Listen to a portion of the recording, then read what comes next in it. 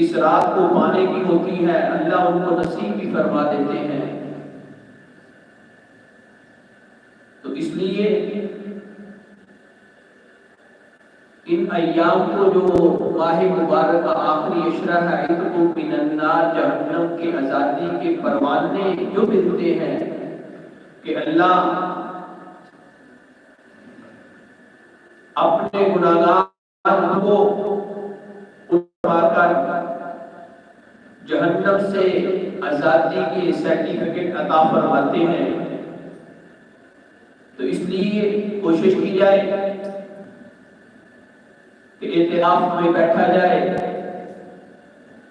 تاکہ یہ شب قدر کے لمحات، یہ شب قدر کی عبادت، یہ شب قدر کی فضیلت، شب قدر کے انعامات، اکرامات، بلائیاں، خیریں ہمیں نصیب ہو جائیں۔ تو انسان جب کوشش کرتا ہے کسی عمل کے لیے، کسی کام کے لیے، تو اللہ کی مدد شامل حال ہوتی ہے، اللہ کی معیت شامل حال ہوتی ہے۔ اللہ وہ چیز اپنے بندے کو ضرور عطا فرما دیتے ہیں اور بڑھ کر عطا فرماتے ہیں۔ اس لیے ماہ مبارک میں اس بات کی کوشش کی جائے سب سے بڑھ کر اپنے گناہوں کو، اپنی غلطیوں کو، اپنے قصوروں کو سامنے رکھ کر اپنے رب کے حضور گر گڑا کر، رو کر، آنسو بہا کر اپنی عرضی رب کے حضور پیش کی جائے کہ ربا تیرا گناہگار بندہ، دن رات تیری نافرمانیاں کرنے والا، تیرا قاتل، تیرے شکوے کرنے والا، تیری آنکھوں کی دی ہوئی بنائی سے دیکھ کر تیری نافرمانی کرنے والا، تیرے کانوں کو دیے ہوئے سماعتوں کو لیے ہوئے غیروں کی باتیں سننے والا، مولا ان گنتے نعمتیں بھی میسر مجھے، لیکن مولا ہر لمحہ ہر قدم تیری نافرمانی کرتا رہا، ساری زندگی ایسے ہی گزار دی، تجھے یاد ہی نہیں کیا، لیکن مولا میں بھولا تھا، راستہ بھٹک گیا تھا، لیکن تیری رحمت کا امیدوار ہوں، تجھ سے اپنے گناہوں کی معافی لیے، درخواست لیے تیرے دروازے پہ آ گیا ہوں۔ مولا تو رحمتوں والا، تو بادشاہ، تو معاف کرنے والا، تو نے معاف کرنا ہے، تیرے علاوہ معافی کہیں سے نہیں ملتی، تیرے علاوہ در کوئی نہیں، تیرے علاوہ گھر کوئی نہیں، تیرے علاوہ چوکھٹ کوئی نہیں۔ اے اللہ یہ امیدیں لیے، اے اللہ یہ دامن تیرے سامنے پھیلا دیا، یہ جوڑی تیرے سامنے رکھ دی، یہ ہاتھ تیرے سامنے اٹھا لیے۔ اے اللہ یہ بول تجھے بتا رہا ہوں، یہ بول تیرے سامنے کہہ رہا ہوں، مولا میں نسیان کا پتلا، میں غلطیوں کا پتلا۔ دوستو یاد رکھو صرف انبیاء معصوم ہوتے ہیں، انبیاء معصوم ہوتے ہیں، بقایا سب سے گناہوں کا صادر ہونا، گناہ کا ہو جانا یہ کوئی بڑی بات نہیں۔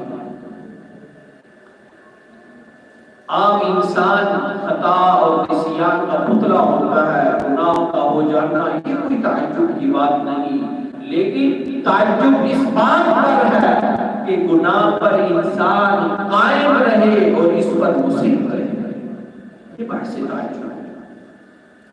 یہ قابل رحم بات ہے کہ انسان گناہ کرتا جائے، اس کی توجہ ہی معافی کی طرف نہ ہو، اس کی توجہ ہی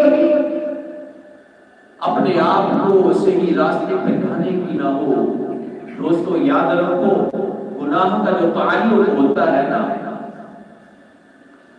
چونکہ یہ بندے سے ہے اور بندے کا تعلق اللہ کی ذات سے ہے، بندے کا تعلق اس سے ہے اللہ کی ذات سے ہے، اس لیے اللہ تعالیٰ نے اپنے بندے کو اس بات کی طرف متوجہ کیا کہ اے انسان اگر تجھ سے گناہ ہو گیا، اگر تجھے اس پر دل سے شرمندگی ہے تو فکر کرنے کی ضرورت نہیں، ہاں دل کے اندر شرمندگی ہونا، احساس ہونا، یہ بات اصل ہے دوستو، یاد رکھو۔ احساس اگر تیرے دل میں پیدا ہو گیا تو میرے دروازے پر آ، گناہوں کی معافی مانگنا تیرا کام ہے اور گناہوں کو معاف کرنا میں رب کا کام ہے۔ اللہ کے دروازے پر آ کر انسان اپنی عرضی پیش کر دے، دستے دراز ہو جائے، اقرار کر لے، فرد جرم رکھ دے کہ مولا میں عادی مجرم ہوں، میں نے بڑی بڑی نافرمانیاں کی ہیں، دن رات نافرمانیوں میں گزار دیا ہے۔ اسی لیے اللہ نے قرآن مجید میں بار بار اس بات کی طرف انسان کو متوجہ کیا کہ اگر تم سے کوئی گناہ ہو گیا تو فوراً اللہ تعالیٰ کے دربار میں توبہ کی درخواست دائر کر دو، جب بھی ہو جائے، جتنے بھی ہو جائے، گھبرانا نہیں، اس کے دربار عالیہ سے یقیناً بخشش، مغفرت، معافی کا سرٹیفکیٹ ملے۔ اللہ اکبر۔ یہ آیت بینہ جو میں نے آپ کے سامنے تلاوت کی، اس میں بھی اللہ رب العزت نے سچی توبہ کرنے والے، اللہ اکبر، کہ جو سچی توبہ کرتا ہے اللہ فرماتے ہیں اس کو صلہ پتہ کیا دیتا ہوں، یکفر عنکم سیئاتکم، کہ میں تمہارے گناہوں کو مٹا دوں گا، تمہارے گناہوں کو ختم کر دوں گا، یہ رب کہہ رہا ہے۔ اللہ اکبر۔ یعنی اگر تم آئندہ گناہ نہ کرنے کا وعدہ کرتے ہو تو نہ صرف تمہارے موجودہ گناہ معاف کروں گا بلکہ ماضی کے گناہوں کو بھی یکسر ختم کروں گا۔ یہ خداوند قدوس کا اتنا بڑا احسان ہے جو ہر انسان کو گناہوں سے معافی مانگنے کے بعد عطا ہوتا ہے۔ باز آ ہر آن کی ہستی باز آ، کہ جب بھی گناہ ہو، جتنے بھی ہو، اس کے دروازے پر آ جاؤ، اس کی چوکھٹ کو پکڑ لو، مولا میں تیرا بندہ، غیر سے مجھے شرم آتی ہے، میں تو تیری چوکھٹ کو پکڑوں گا، میں تو تیرے دروازے پہ آؤں گا، کیوں؟ میرا ایک تیرے سے تعلق ہے، وہ تعلق اتنا مضبوط تعلق ہے، وہ چھوٹ نہیں سکتا، وہ کمزور تو ہو سکتا ہے لیکن چھوٹ نہیں سکتا۔ لیکن مولا اب تیرے دروازے پر آ گیا۔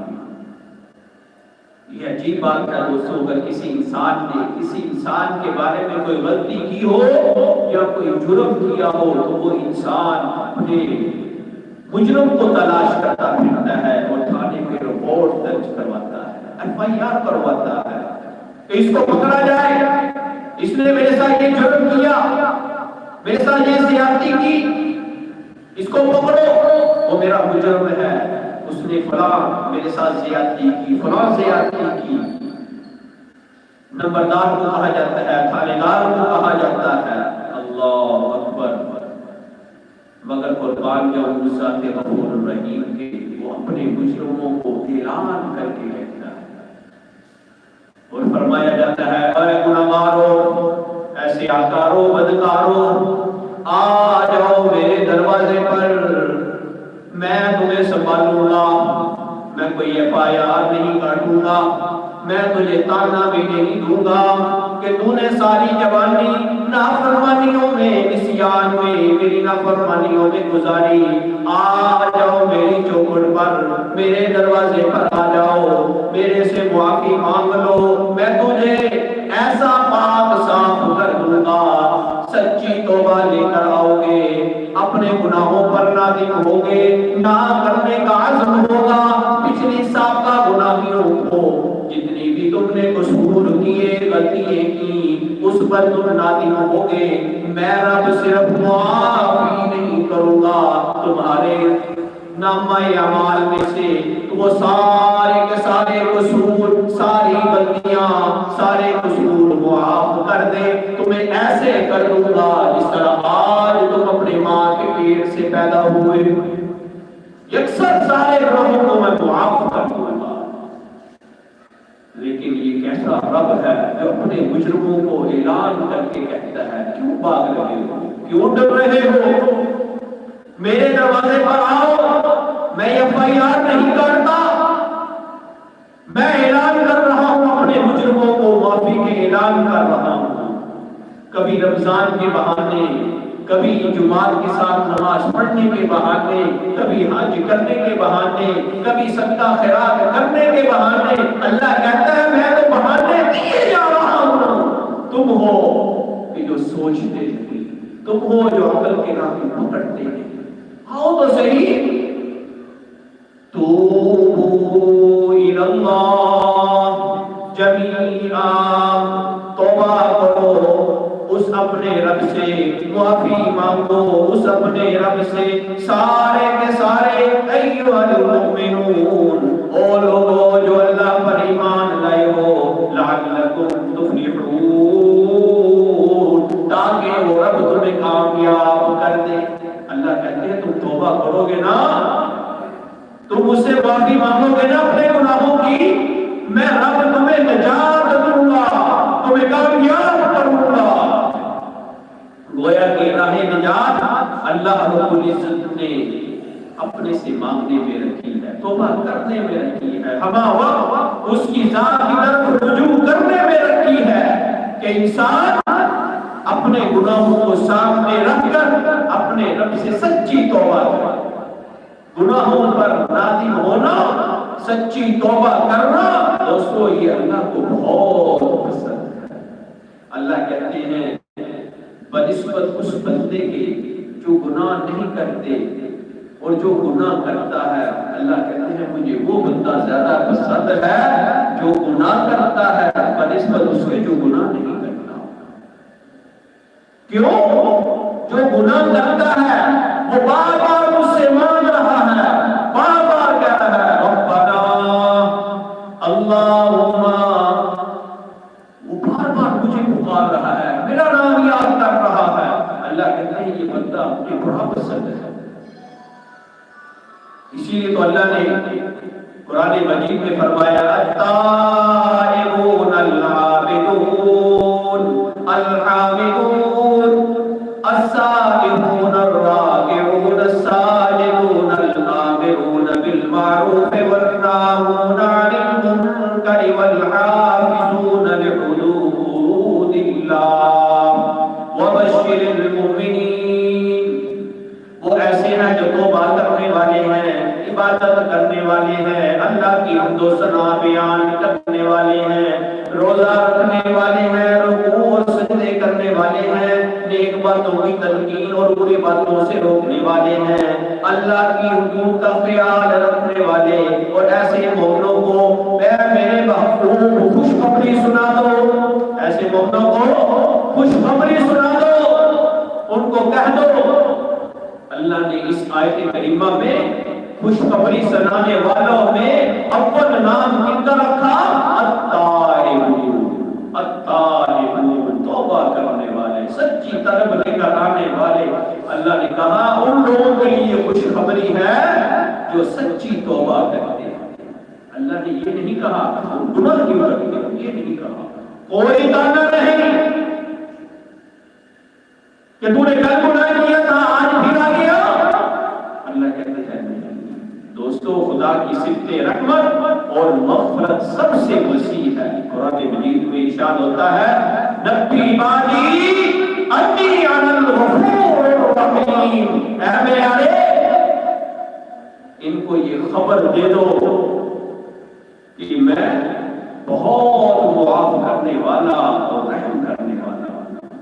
کہ میرے بندوں کو یہ خبر دے دو آمنہ کے نام, اے میرے محبوب ان کو یہ بتلا دو میں اپنے بندوں کو بہت بخشنے والا ہوں, بڑیاں ان پر مہربانیاں کرنے والا ہوں.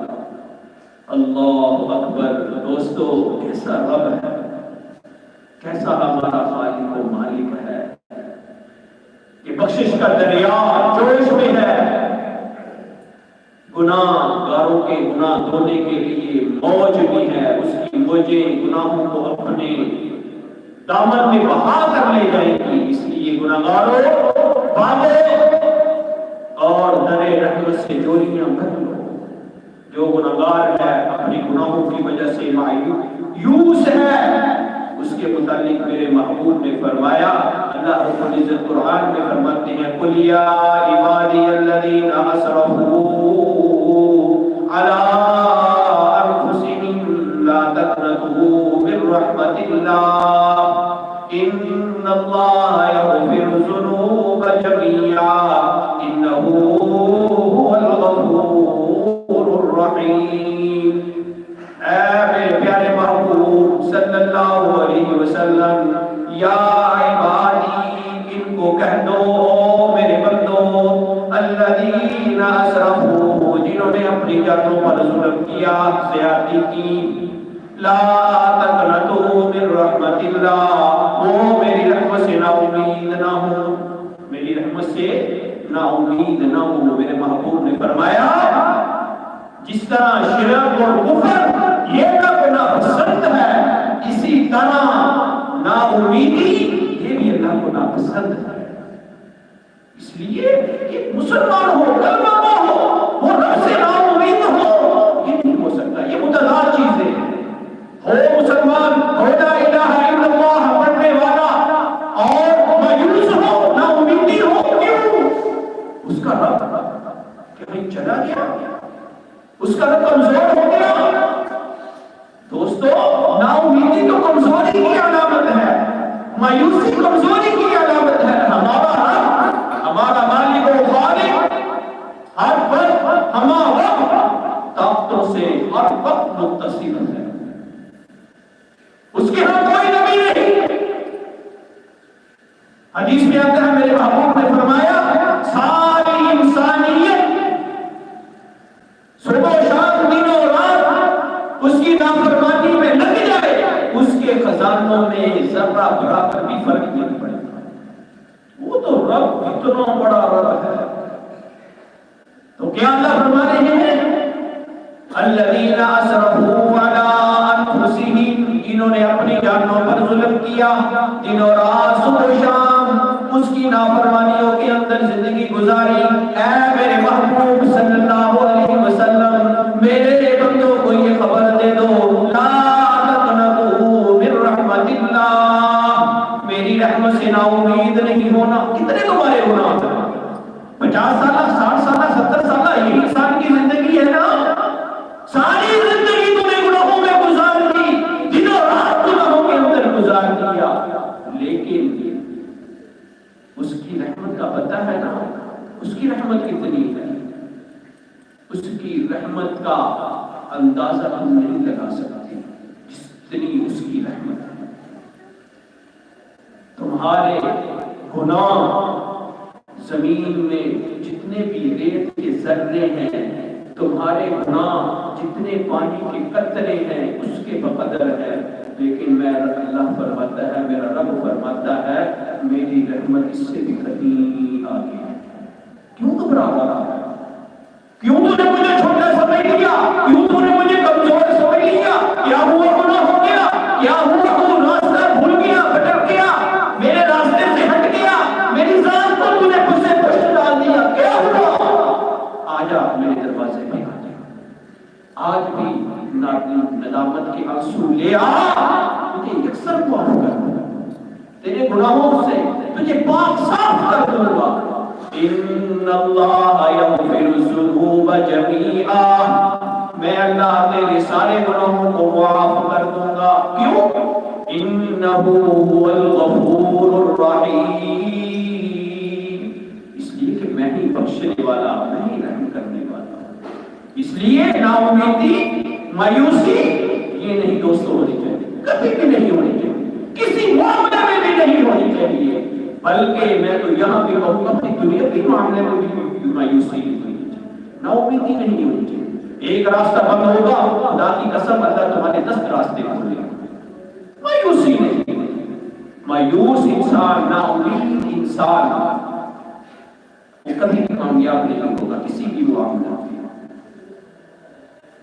سب سے بڑی نا امیدی اور مایوسی انسان کو گھبراہٹ کا شکار کرتی ہے.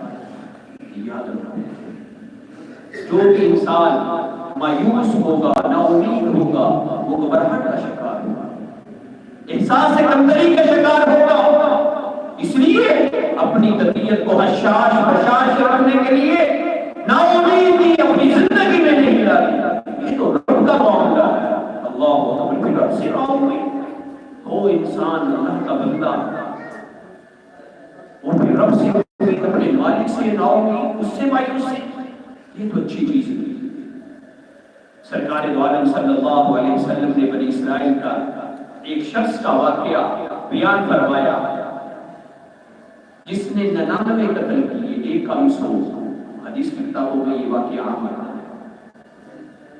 لیکن یہ جو بات پہلے بھی میں نے عرض کی کہ جتنے بھی گناہ جب بھی ہو، کبھی بھی اس رب کے دروازے کو نہیں چھوڑنا.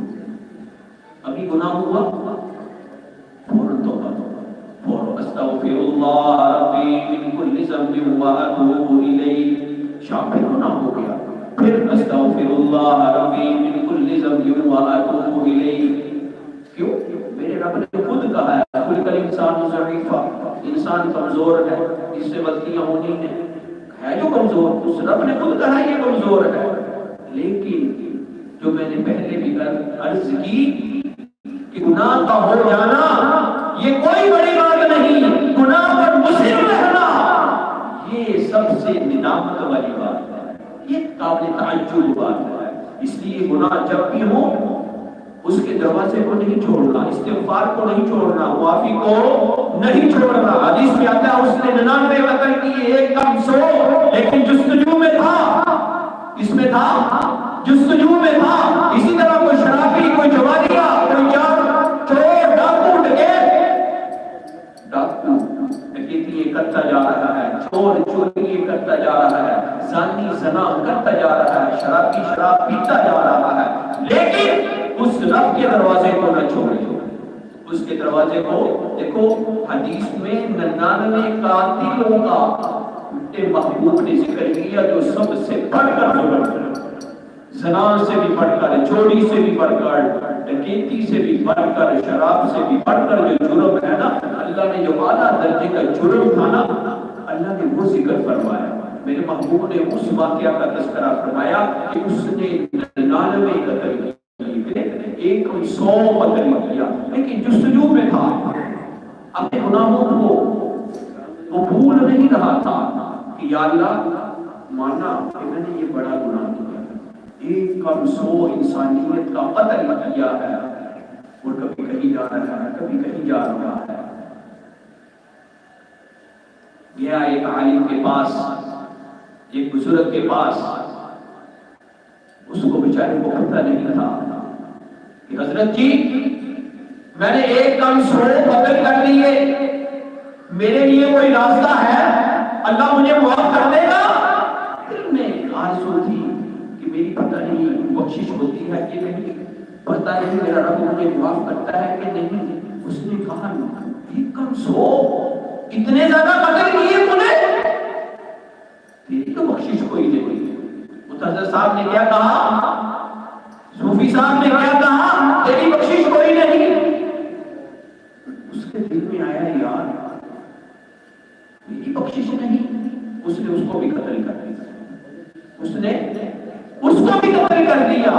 لیکن اس کو بھی قتل کرنے کے بعد اسی جستجو میں ہے کہ مجھے کوئی راستہ مل جائے، کوئی جگہ مل جائے، کوئی مجلس مل جائے کہ میں اپنے رب سے اپنے گناہوں کی معافی مانگ لوں. ایک عالم کے پاس گیا کہ فلاں جگہ فلاں بزرگ ہے، فلاں عالم ہے. اس لیے دوستو یاد رکھو مسائل میں علماء سے رابطہ کرنا. مسائل میں کن سے رابطہ کرنا ہے؟ اس حدیث میں اس بات کی طرف بھی اشارہ ہے کہ مسائل میں علماء سے رابطہ کرنا ہے. کہ جو بھی سفید داڑھی والا، سفید جوتے والا دیکھ لیا اس سے مسئلے نہ پوچھو، ایک مستند عالم سے پوچھو، مستند ادارے سے پوچھو، جو اس چیز سے واقف ہو. اور اس ادارے میں گیا، اس عالم کے پاس گیا، گیا اس دن جا کر اس نے کہا میں نے اتنے قتل کر لیے، میرے لیے کچھ راستہ ہے؟ اس نے کہا کیا ہوا؟ سچی توبہ کر اور اس ماحول کو چھوڑ دے، اس ماحول کو چھوڑ دے، اس ماحول میں آ جا۔ یہ مسجد کا ماحول، یہ دین کا ماحول، پڑھنے پڑھانے کا ماحول، قال اللہ قال رسول کی صداؤں کا ماحول، اللہ کے توحید کا ماحول، اس ماحول میں آ جا، اس ماحول کو چھوڑ دے، اللہ تیرے گناہوں کو معاف کروا دے گا۔ حدیث میں آتا ہے فَإِنَّ بِهَا أُنَاسًا يَعْبُدُونَ اللَّهَ بِهَا وَاعْبُدِ اللَّهَ مَعَهُمْ۔ ایک اللہ کی عبادت کی طرف آ جا، بغاوت کو چھوڑ دے، ان لوگوں کے ساتھ ایک اللہ کی عبادت کر، اللہ تجھے معاف کر دے گا، اللہ تجھے معاف کر دے گا۔ اس عالم نے جب اس کو یہ دعوت دی، اب وہ جا رہا تھا اس راستے کی طرف، اس ماحول کی طرف، اس سوسائٹی کی طرف، اس ادارے کی طرف، اس مجلس کی طرف جا رہا تھا۔ راستے میں روح قبض ہوا، فرشتہ آ گیا، اس نے روح قبض کر لی۔ اب دونوں فرشتے آ گیا، کیوں؟ ابھی توبہ کی تکمیل تو نہیں ہوئی تھی، ابھی تو وہ جا رہا تھا اس ماحول کی طرف جو دینداروں کا ماحول تھا، موحدوں کا ماحول تھا، اللہ کی توحید کے پرچار کرنے والوں کا ماحول تھا، شرک و بدعات اور رسومات سے ہٹ کر جو ماحول تھا، ابھی تو اس راستے کی طرف جا رہا تھا۔ دونوں فرشتے آ گئے، مقربین فرشتے بھی آ گئے اور وہ روحیں لینے والے فرشتے بھی آ گئے جو گناہ گاروں کی روحیں لیتے ہیں۔ اب دونوں کا آپس میں کلاش ہو گیا، تکرار شروع ہو گیا۔ ایک کہتا ہے میں نے لینا ہے، گناہگار کیا کہتے ہیں یہ ہمارا ہے، اللہ نے ہمیں کہا ہے کہ گناہگاروں کی روح کو تم نے نکالنا ہے، اس لیے یہ گناہگار ہے، اس نے 100 قتل کیے ہیں، ہم اس کو لے کر جائیں گے۔ جو نیکوکار نیکوں کی روحیں قبض کرتے تھے انہوں نے کہا نہیں ہم لے کر جائیں گے، اس نے توبہ کر لی۔ دیکھو دوستو توبہ کی کتنی فضیلت ہے، اس نے توبہ کر لی ہے، سچی توبہ کر لی ہے، اور سچی توبہ کے ساتھ ساتھ اس نے اس راستے کو بھی اختیار کر لیا ہے، اس ماحول کی طرف اس نے جانا شروع کر دیا ہے۔ یہ فیصلہ اللہ کی عدالت میں چلا گیا۔ اللہ نے کہا راستہ پامائش کر لو، راستہ پامائش کر لو، اگر توبہ والا راستہ زیادہ ہے تو یہ نیک لوگ اس کی روح کو لے جائیں، نیک فرشتوں والے اس کی روح کو لے جائیں۔ اگر راستہ کم طے اس نے کیا ہے اس مجلس میں، اس ادارے میں، ان نیک موحد لوگوں کی طرف جانے میں، تو پھر یہ گناہگاروں کی لسٹ میں شامل ہو جائے گا۔ حدیث میں آتا ہے میرے محبوب نے فرمایا کہ اللہ رب العزت نے اس راستہ اس نے کم طے کیا تھا، اللہ نے وہ راستہ بڑھا دیا۔ اس توبہ کی سچی توبہ کی وجہ سے، سچی توبہ کی وجہ سے راستہ تو اس نے کم طے کیا تھا، اللہ نے زمین کو حکم دیا پھیل جا، بڑھ جا اس چیز کی طرف جس چیز کا اس نے ارادہ کیا ہوا ہے۔ میرے محترم دوستو بزرگوں، وہ رب اتنا مہربان، اتنا معاف کرنے والا کہ جو بھی انسان موحدوں سے جڑ جاتا ہے، نیک لوگوں سے جڑ جاتا ہے، جو ایک اللہ کی توحید کے پرچار کرنے والے، ایک اللہ کے نام کی دہائی دینے والے، ایک اللہ کی طرف بلانے والے، ایک اللہ کو واحد لا شریک کہنے والے، ایک اللہ کو مشکل کشا حاجت روا کہنے والے، اس ماحول کے ساتھ، ان لوگوں کے ساتھ، ان سوسائٹی کے ساتھ جو جڑ جاتا ہے، اللہ فرماتے ہیں ان کا راستہ کم بھی ہوتا ہے میں بڑھا دیتا ہوں۔ اس لیے میرے محترم دوست بزرگوں، سچی توبہ، سچی طلب یہ انسان کو اللہ کا مقرب بنا دیتی ہے۔ مثنوی کے اندر ایک واقعہ لکھا ہے، نسو نامی ایک شخص تھا، اس نے اس کی حرکات لڑکیوں والی تھی، عورتوں والی تھی، تھا وہ مرد، تھا وہ مرد، وہ بیس بدل کر زنان خانے میں اس کی خدمت لگ گئی، ادھر اس نے بدکاریاں شروع کر دی، دن رات اس زنان خانے میں بدکاریاں کر رہا ہے، زنا کر رہا ہے۔ ایک دن کیا ہوا، زنان خانے میں شہزادی کا، بادشاہ کی بیٹی کا ہار گم ہو گیا۔ مولانا نور رحمہ اللہ تعالی نے یہ واقعہ ذکر کیے اپنے مسند رومی کے اندر. جب وہ ہار گم ہوا، بادشاہ کی طرف سے اعلان ہوا زنان خانے میں سب کی ریل لگائی جائے اور سب کی جمع تلاشی لی جائے. اب جب اعلان ہوا یہ نسو، یہ تو مرد تھا، یہ کانپنا شروع اس نے کر دیا. اس نے کانپنا شروع کر دیا، ڈرنا شروع کر دیا. مولا میری لاج رکھنا، میں تو عورت نہیں مرد تھا، کئی سالوں سے ادھر رہ رہا ہوں، اگر میری بھی جامع تلاشی ہوئی تو یہ جو بادشاہ کہے گا ظالم تو مرد تھا زنان خانے میں اتنے سال رہا. دل ہی دل میں ندامت شروع ہو گئی، جسم کے بال کھڑے ہو گئے، چہرہ زرد ہو گیا، لین لگی ہوئی ہے، سب کی جامع تلاشی ہو رہی ہے اس حال کی کہ کس سے نکلتا ہے. مولانا نبوی رحمۃ اللہ علیہ کہ اس کے قریب بھی ابھی سیکنڈ لاسٹ میں پہنچے تھے. اللہ اکبر، پیچھے سے کسی نے آواز دی کہ وہ ہار مل گیا ہے، وہ ہار مل گیا ہے. اس کو وحشی آئی، بے ہوش ہو گیا، اس کو وحشی آئی، بے ہوش ہو گیا. اور دل کے اندر کیا اپنے رب کی تعریف کر رہا تھا کہ مولا تو نے میری لاج رکھی، آئندہ سے یہ میں گناہ نہیں کروں گا، آئندہ سے یہ قصور میں نہیں کروں گا.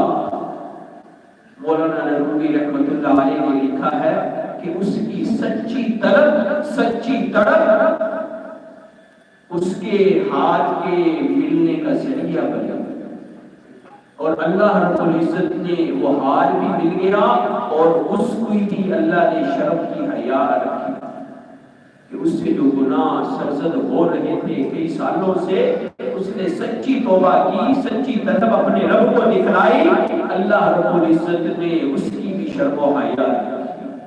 میرے دوستو، ہمارا رب اتنا شرم والا، حیا والا، اتنا غیرت والا، وہ تو اپنے بندے کو کبھی بھی مایوس نہیں ہونے دیتا.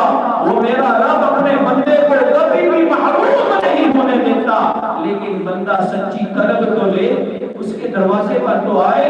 حدیث میں آتا ہے ایک شخص، اس نے وصیت لکھی اپنے بیٹوں کو کہ جب میری موت آئے نا تو میری لاش کو جلا کر اس کی راکھ بنا کر جنگلوں کے اندر، دریاؤں کے اندر بہا دینا، تاکہ کل قیامت والے دن میرا رب مجھ سے پوچھے کہ میں کہوں کہ یا اللہ یہ عمل میں نے اس لیے کیا تھا، مجھے تیرے سامنے حاضر ہونے سے بڑی شرم آتی تھی کہ میں نے ساری زندگی تیری نافرمانیاں کی. اب میں کہتا ہوں کہ میں جن جسموں سے، جن آنکھوں سے، جن ہاتھوں سے، جن پاؤں سے اس دی ہوئی نعمتوں کو میسر جو اس نے مجھے دی ہوئی تھی، اس سے میں نے گناہ کیے، اتنے گناہ کیے، ساری زندگی گناہوں میں گزار دی. اب میں کہتا ہوں کہ جب میں رب کے حضور پیش ہوں تو میرا جسم کا کوئی بھی حصہ باقی نہ ہو. حدیث میں آتا ہے کہ اس کے بیٹوں نے ایسا ہی کیا. باپ بہت ہوا، اس کی لاش کو جلا کر راکھ بنا کر جنگلوں میں، ہواؤں میں اڑا دیا. کل قیامت کا دن ہوا، اللہ رب العزت نے اس بندے کی جنگلوں کو حکم دیا، ہواؤں کو حکم دیا کہ اس کی راکھ کو اکٹھا کر کے اللہ نے اس بندے سے پوچھا میرے بندے تو نے یہ کام کیوں کیا تھا؟ اس نے کہا یا اللہ تیرے سامنے شرمندگی کہ تیری اتنی نعمتیں مجھے میسر تھی، اتنا کچھ تو نے مجھے دیا تھا، لیکن میں نے تیرا ایک بھی کہا نہ ماننا. اب مجھے ڈر لگتا تھا کہ میں تجھے کیا منہ دکھلاؤں گا، کس منہ سے تیرے سامنے آؤں گا، کون سے ہاتھ، کون سے پاؤں، کون سی آنکھیں، کون سا دل و دماغ تیرے سامنے لاؤں گا. اس سے تو میں نے گناہ کیے اپنے رب سے. یا اللہ اس وجہ سے میں نے یہ عمل کیا. حدیث میں آتا ہے میرے محبوب نے فرمایا کہ اس میرے بندے کو معاف کر دے، اس کو جنت کے اندر نہ دے. میرے محترم دوستوں بزرگوں، وہ رب اتنا غفور الرحیم ہے، اتنا معاف کرنے والا ہے، اس لیے یہ بخشش والا مہینہ آخری عشرہ اور جہنم سے آزادی کا عشرہ، اس میں اپنے گناہوں کو سامنے رکھ کر اپنے رب کے حضور دوستوں گڑ گڑا کر، رو کر، آنسو بہا کر اس رب سے نا امید نہیں ہونا، امیدیں لیے وہ رب بہت بڑا، بڑی قدرتوں والا، معاف کرنے والا، معافی کو پسند کرنے والا، اپنے بندے سے 99 ماؤں سے بھی زیادہ محبت کرنے والا۔ دوستو اس محبت کے 100 درجے ہوں، محبت کے کتنے درجے ہیں؟ 100۔ اللہ نے ایک درجہ وہ ساری کائنات میں تقسیم کیا ہے، ساری کائنات میں ایک درجہ تقسیم کیا ہے، اس ایک درجے میں باپ اور بیٹے کی محبت ہے، ماں اور بیٹی کی محبت ہے، دوست یار کی محبت ہے، رشتہ داروں کی محبت ہے، ہمسایوں کی محبت ہے، جانوروں کی محبت ہے۔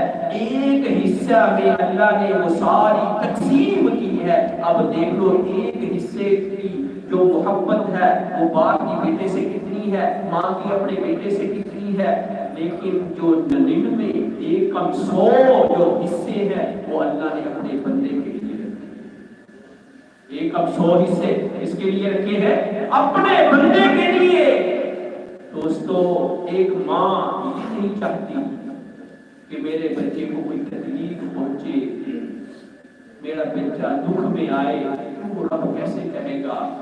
حجاج بن یوسف کے بارے میں آتا ہے، اس کی ماں سمجھاتی رہتی تھی اس کو۔ ایک دن اس نے ماں نے کہا بیٹا دیکھو تم نے کتنے کتنے بڑے بڑے صحابہ کو شہید کیا ہے، اللہ سے توبہ کر، معافی مانگ، اپنے عملوں کو درست کر۔ اس نے کہا ماں بار بار مجھے سمجھاتی ہے، بڑا جاہل تھا، بڑا ظالم تھا۔ اس نے کہا ماں مجھے ایک بات کا جواب دے، کل قیامت کا دن ہو، اللہ میرے حساب و کتاب کا ترازو تیرے سامنے رکھ دے اور کہے حجاج کا سارا سلا اس کے ساتھ جو بھی سلوک کرنا ہے وہ تیرے ہاتھ میں ہے، تو بتا ماں میرے ساتھ کیا سلوک کرے، میرے ساتھ کیا سلوک کرے۔ اس نے کہا بیٹا میں تو تمہیں جنت میں داخل کروں گی، میرا تو لگتے ہی میرا پیارا ہے، تو میں جنت میں داخل کروں گی۔ اس نے حجاج بن یوسف نے کہا کہ اگر ماں جو اتنا محبت اللہ نے تیرے دل میں میری رکھی ہے، تو مجھے جنت میں داخل کرے گی، جو رب اتنی زیادہ اپنے بندوں سے محبت کرنے والا ہے تو مجھے جنت میں داخل کرے گا۔ اس لیے دوستو اپنے رب سے نہ ہوگی کبھی بھی مانا ہوگا، جب بھی گناہ ہو اللہم انت ربی لا الہ الا انت خلقتنی وانا عبدک وانا علی عہدک ووعدک ما استطعت ابوء لك بنعمتك وابوء بذنبي فاغفر لي فانه لا يغفر الذنوب الا انت۔ اے اللہ میں تیرا بندہ گناہگار، تیرے وعدوں کو سچا ماننے والا، لیکن کیا کروں ساری زندگی گناہوں کے اندر گزاری، گناہوں کے اندر لطفت ہو کر اے اللہ تیری ذات کو بھول بیٹھا، لیکن مولا کیا کروں بندہ تو تیرا ہوں، کیا کروں بندہ تو تیرا ہوں نا، کہاں جاؤں، کون سا در ہے، کون سا در ہے، کون سی چوکھٹ ہے، تو بتلا میں اس چوکھٹ کو کھٹکا دیتا ہوں، میں اس دروازے پہ چلا جاتا ہوں، بولا میرے نزدیک تیرے در کے علاوہ کوئی در نہیں، تیرے گھر کے علاوہ کوئی گھر نہیں، تیری چوکھٹ کے علاوہ میرے نزدیک کوئی چوکھٹ نہیں، تیرے دروازے پر ہی آنا ہے۔ ماننا بڑے گناہ کیے ہیں، ساری گناہوں کے اندر میں نے زندگی گزاری ہے، ساری جوانی گناہوں کے اندر گزاری ہے، لیکن مولا میں جب بھی دیکھتا ہوں مجھے تیرا ہی ذات نظر آتا ہے۔ بھاگ بھاگ کر کوئی راستہ نظر نہیں آتا، تیرا ہی راستہ نظر آتا ہے، بھٹکا ہوا ہوں لیکن مولا پٹک پٹک کر تیرے ہی در پر آتا ہوں، اے میرے مولا بس تو میری اسی فریاد کو سن لے۔